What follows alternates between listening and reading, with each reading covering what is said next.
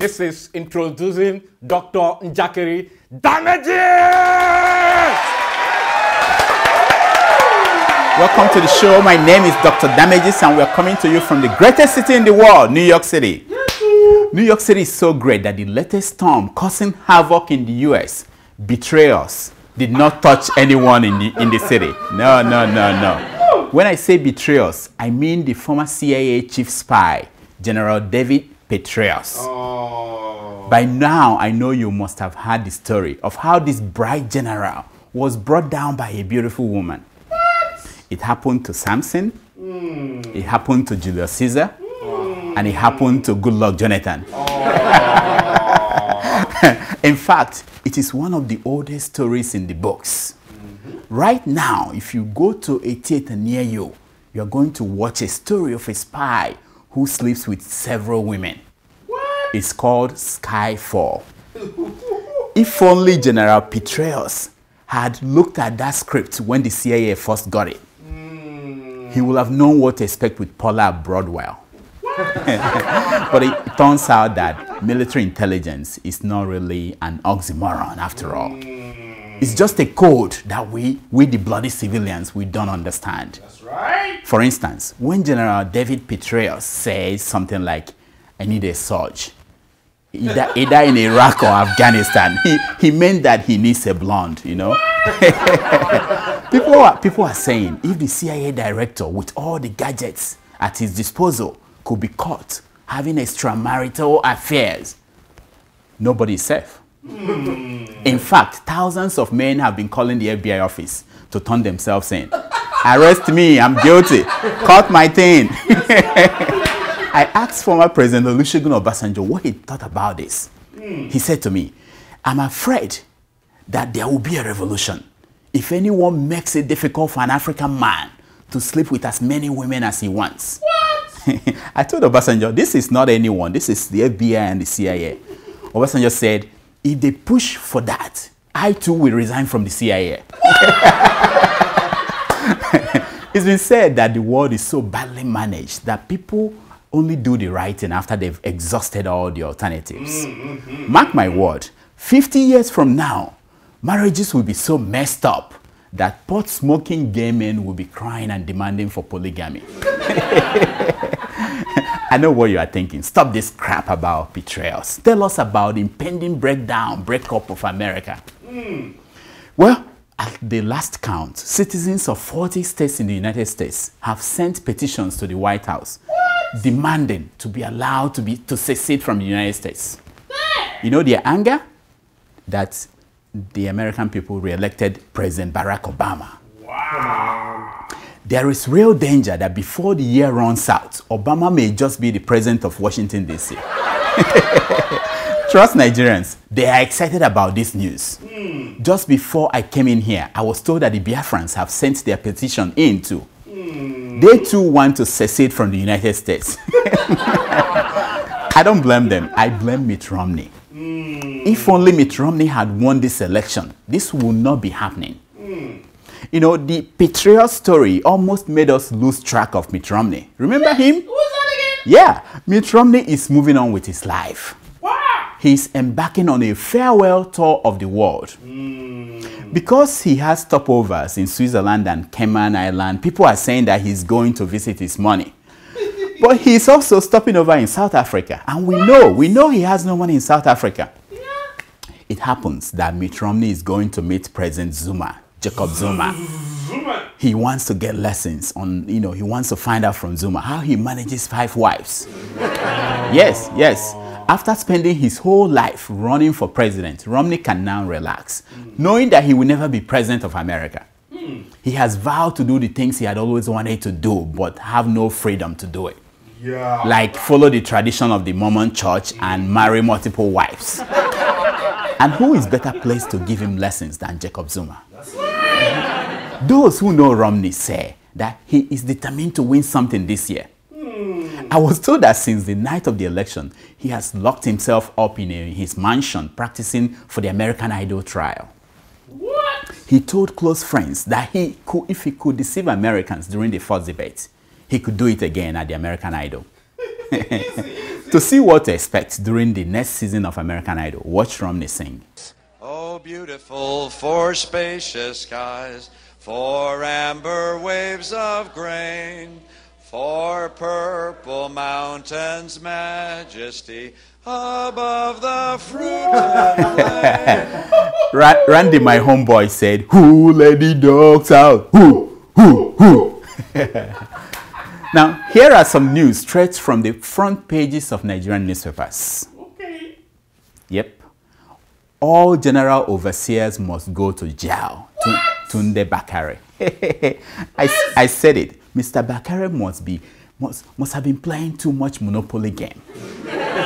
It is not good for a man of God to do that. The only place general overseers go to are places where they dump their money.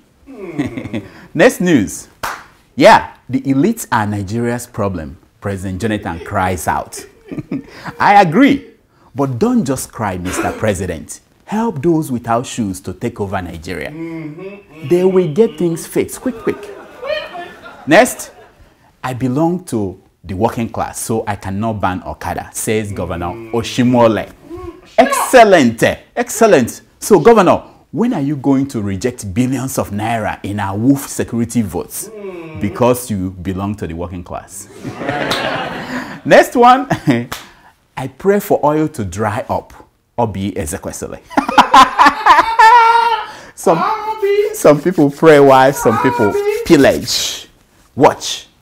Cosmas Madoka decide to play this politics to satisfy P2B, satisfy Minister of Finance, satisfy Aigimokeje in order to retain his product, in order to retain his... I will tell him that he's a joker. I'm ready to sacrifice my life to fight the cause of this injustice, not only to me, but all the marketers in Nigeria. I will have joined Boko Haram, says ex-military governor Onoja. Sir, I don't think it's too late. Boko Haram needs some precision engineers. Call them.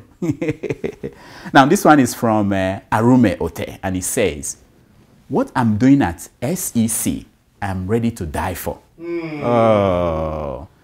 Madam, SEC is too small for you to die for. Call the Joint Task Force. They need people like you.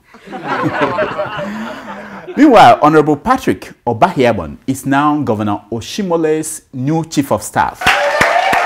Congrats, my man. Yeah.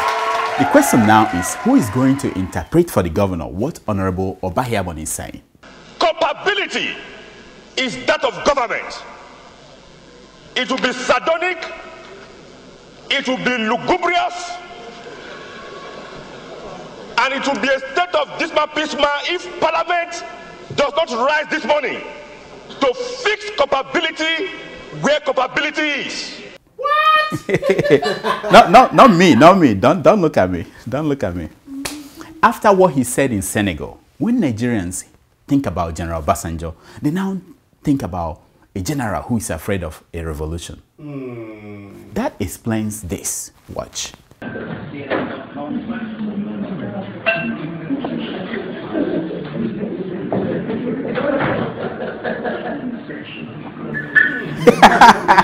The man must be looking around just to make sure that when the revolution starts, that they won't catch him while he's drinking Gary. That's right. A businessman named Hajia told reporters this week that he spent 35 million naira to rehabilitate Majek Fashek. What? Wow. He must have taken bags and bags of Dangote cement to make Majek from this to this. To all Nigerian young men and women who need a career, I say go and become a pilot. You cannot go wrong. Pastors, politicians, and petrol barons are competing over whose private jet is bigger. That's right. The president of the Christian Association of Nigeria, Pastor Orise Jafo, has got his own private jet. Congrats. Do you know the difference between Orise Jafo's jet and others? His jet is the only jet in Nigeria in which you are offered weed with your lunch. In the future, we expect oil money to get to poets. That is when we can see headline like this. Okendibe buys a private jet and is bigger than Chimamanda's jet. In a related news, Chikunigwe won this year's NLG Literature Prize. $100,000. She joins a long list of women writers making waves at home and abroad. Whatever happened to our male writers? I know about low sperm count, but are they suffering from low brain count too?